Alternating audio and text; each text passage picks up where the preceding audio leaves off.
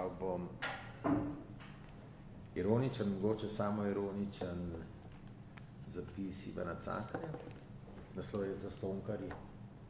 Bil sem oni dan prav ljudno povabilo, da naj povem kaj lepega za dober namen. Nič ne lažem, da toliko časti in hvale, kakor so mi jo zapeli v tistem pismu, še nisem ne slišal, ne bral nikoli poprej. Te nezaslužene glorije, migljajoči repet pa je bil, da naj pišem zastonj. Nikakršna mila prošnja ni to bila, temveč bilo je trdno pričakovanje, bila je vera v stvar, o kateri je sploh vsak dvom izključen, zoper katero bi vsak upor bil smrtni greh. Jaz nisem ne pisal, niti ne odpisal in prepričan sem, da me zdaj ti botri dobrega namena smatrajo za pusteža brez srca in brez idealov.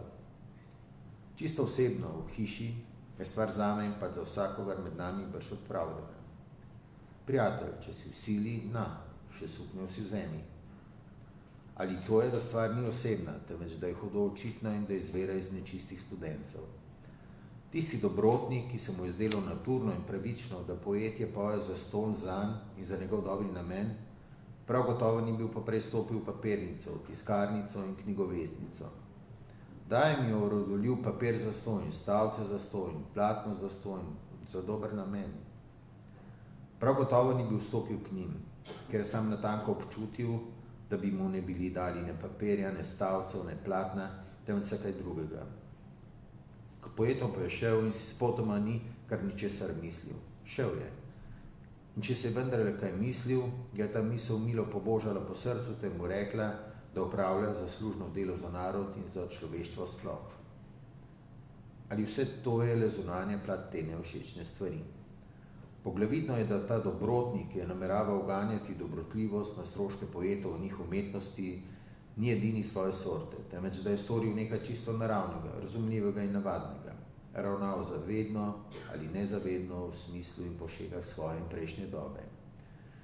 Pošegah svoje in mnogotere prejšnje dobe ravnal dobrotnikov, smatral umetnikovo delo za gola potrata časa, za otroško igračkanje, ki se poda resnim ljudem le v posebno veselih urah, o praznikih, godovih in svadbah, ter je zatorej očitno znamenje neresnega, izgubljenega, za vsako pametno reč nesposobnega človeka, če se ukvarja z umetnostjo noč in dan, od konca do kraja in se ne zmeni za nobeno koristno pravilo. Advokat, duhovnik, profesor, uradnik, sploh človek uglednega stanu, če oburi, ko ga ne teži peza podnevnega dela, izgoli pesemcev ter jo pošlje med ljudi, je zaslužen delavec za narodovo kulturo in narod mu je hvaležen, bodi si že pesemca kakršnakoli. Če se mlad človek zamakne v hčerko Božjo, pozabi na vse drugo, služi edino le njih, ter nazadnje umrje za etiko in od vsega hudega, je senca, ki gre mimo in ni vredna spoštovanja, bodi si njegovo delo že kakršnokoli. Tako je sodil oče Blajvajs in tako sodijo še dan današnji vsi, ki so njegovi pravi dediči. Teh dedičev ter njih otrok in vnukov pa je med nami brez števila. Navidez je v taki sodbi in v takem razlikovanju široko zavajajoče protislovje. Navidez le, kajti v resnici je v tem razlikovanju pravo jedro njih naziranja o umetnosti in v duševni kulturi naroda.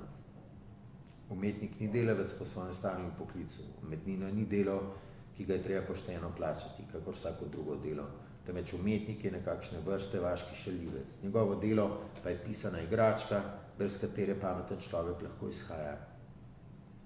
Toda na tej steni tudi še ni kljuka, na katero je treba obesiti to staro zakrpano suknjo. Duh očeta Blajvajsa je živel tudi v Koselskem in živel v Koselskega dedičih, Zastonjkarjih. Po mojih mislih so Zastonjkarji hujši grešniki od dobrotnikov. Delavec, ki zavrže svoje delo, ga ponuja brez plačila. Tak delavec ne spoštuje svojega dela in res je to njegovo delo ponavadi le toliko vredno, kolikor ga ceni delavec sam.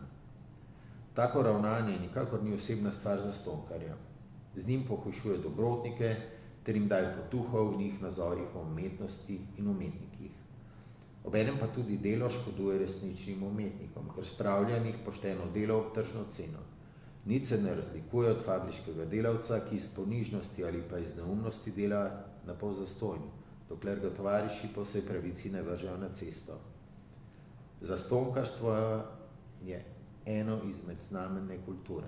zato je čas, da mu napravimo konec enkrat za vselej.